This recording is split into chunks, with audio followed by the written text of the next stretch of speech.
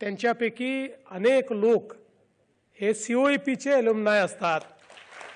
आणि त्यावेळेस लक्षात येतं की सीओईपीच्या माजी विद्यार्थ्यांचं जाळं हे किती सघन आहे, किती दूरपर्यंत गेलेलं आहे आणि समाजातल्या वेगवेगळ्या क्षेत्रांना समृद्ध करण्याचं काम या सर्व माजी विद्यार्थ्यांनी केलं आहे। आज ही गोष्ट देखील आपण मान्य केली पाहिजे की तंत्रज्ञानाच्या क्षेत्रामध्ये, इंजिनिअरिंगच्या क्षेत्रामध्ये सीओईपीने एक अत्यंत मोठं नाव कमावलेलं आहे आणि केवळ एक संस्था म्हणून नाही तर विविध प्रकारची उपक्रम असतील, या ठिकाणी होणारा रिसर्च असेल किंवा एकूणच एक अकॅडमिक इन्स्टिट्यूशन म्हणून